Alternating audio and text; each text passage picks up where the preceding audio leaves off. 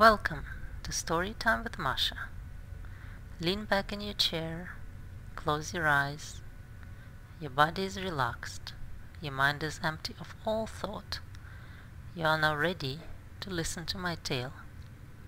Bone Part 1 by Tavi Dromio. It seems to me, said Garas, thoughtfully looking into the depth of his flint, that all great ideas come from pure happenstance. Take for instance the story I told you last night about my cousin.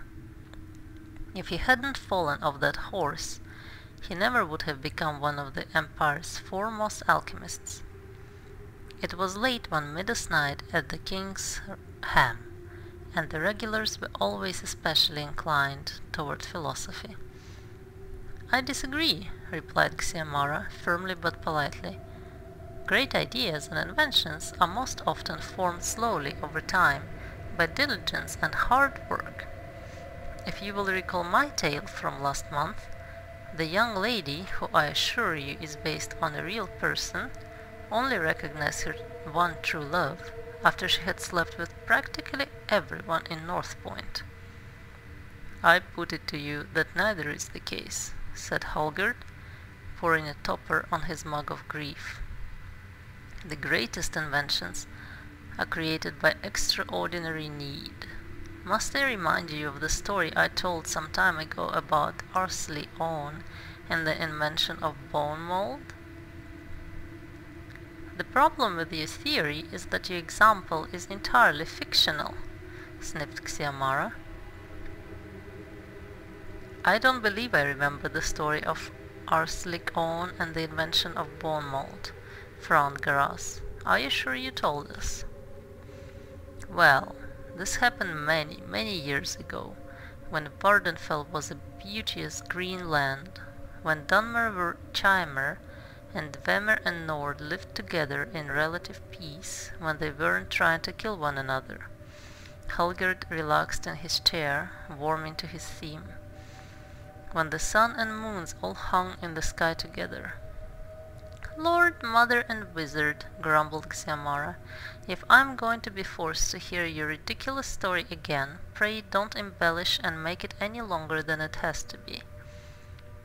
This all happened in Vardenfell quite some time ago, said Hallgerd, ignoring Xiomara's interruption with admirable restraint. During an era of a king you would never have heard of. Arsly On was one of this king's nobles, and a very disagreeable fellow. Because of his allegiance to the crown, the king had felt the need to grant him a castle and land, but he didn't necessarily want him as a neighbor, so the land he granted was far from civilization. Right in an area of Vardenfell that is, even today, not quite civilized to this day. Arsly On built a walled stronghold and settled down with his unhappy slaves to enjoy a quiet, if somewhat grim, life. It was not long before his stronghold's integrity was tested.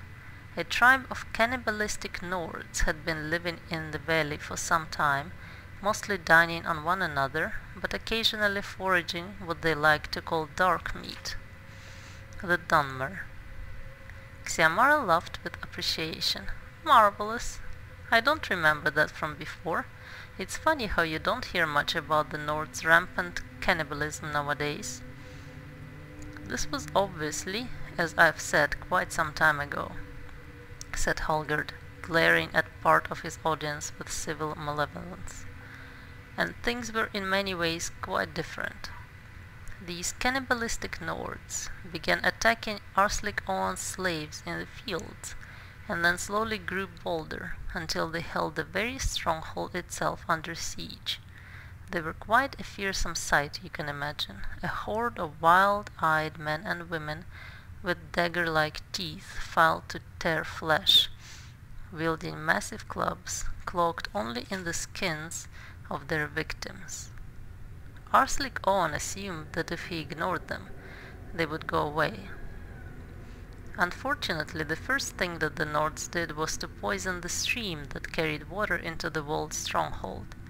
All the livestock and most of the slaves died very quickly, before this was discovered. There was no hope of rescue, at least for several months, when the king's emissaries would come reluctantly to visit the disagreeable vassal. The next closest source of water was on the other side of the hill, so Arslik Owen sent 3 of his slaves with empty jugs to bring some back. They were beaten with clubs and eaten before they were a few feet outside the stronghold gates. The next group he sent through, he gave sticks to defend themselves. They made it a few feet farther, but were also overwhelmed, beaten and devoured. It was obvious that better personal defensive was required. Arslik Owen went to talk to his armorer, one of his few slaves with specific talents and duties. "The slaves need armor if they're going to make it to the river and back," he said. "Collect every scrap of steel and iron you can find, every hinge, knife, ring, cup, everything that isn't needed to keep the walls sturdy. Smelt it and give me the most and the best armor you can, very, very quickly." The armorer, whose name was Gorkith, was used to Arslik Owen's demands and knew that there could be no compromise on the quality and quantity of the armor or the speed at which he worked. He labored for 30 hours without a break and recall, without any water to slake his thirst as he struggled with the kiln and anvil, until finally he had 6 suits of mixed metal armor. 6 slaves were chosen, clad in the armor and sent with jars to collect river water. At first the mission progressed well. The Nord attacked the armored slaves with their clubs, but they continued their march forward, warding off the blows. Gradually, however, the slaves seemed to be walking uncertainly, dazed by the endless barrage. Eventually, one by one, they fell. The armor was peeled from their bodies, and they were eaten. "The slaves couldn't move quickly enough in that heavy armor you made," said Arslik Owen to Gorkith. "I need you to collect all the cadavers of the poisoned livestock, strip their skin, and give me the most and the best leather armor you can, very, very quickly." Gorkith did as he was told, though it was a particularly repulsive task, given the rancid state of the livestock. Normally it takes quite a time to treat and cure leather, so I understand, but Gorkith worked at it tirelessly, and in half a day he had 12 suits of leather armor. 12 slaves were chosen, clad in the armor and sent with jars to collect the river water. They progressed at first much better than the earlier expedition. 2 fell almost immediately, but the others had some luck outmaneuvering their assailants while deflecting an occasional blow of the club. Several got to the river, 3 were able to fill up their jars, and 1 fellow very nearly made it back to the stronghold gates. Alas, he fell and was eaten. The Nords possessed a remarkably healthy appetite. "What we need before I completely run out of slaves," said Arslik Owen thoughtfully to Gorkith, "is an armor sturdier than leather but lighter than metal." The armorer had already considered that and taken stock of the materials available. He had thought about doing something with stone and wood, but there were practical problems with demolishing more of the stronghold. The next most prevalent stuff present in the stronghold was skinned dead bodies, hunks of muscle, fat, blood, and bone. For 6 hours he toiled relentlessly until he produced 18 suits of bone mold, the first ones ever created. Arslik Owen was somewhat dubious at the sight and smell, but he was very thirsty and willing to sacrifice another 18 slaves if necessary. "Might I suggest," Gorkith queried tremulously, "having the slaves practice moving about in the armor here in the courtyard before sending them to face the Nords?" Arslik Owen coolly allowed it, and for a few hours the slaves wandered about the stronghold courtyard in their suits of bone mold. They grew used to the give of the joints, the rigidity of the backplate, the weight pushed into their shoulders and hips, They discovered how to plant their feet slightly askew to keep their balance steady, how to quickly turn, pivoting without falling down, how to break into a run and stop quickly.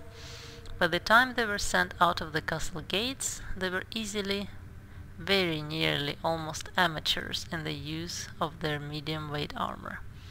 17 of them were killed and eaten, but one made it back with a jar of water.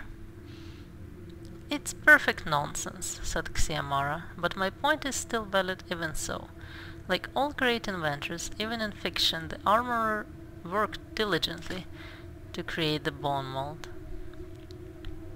"I think there was a good deal of happenstance as well," frowned Garas, "but it is an appalling story. I wish you hadn't told me."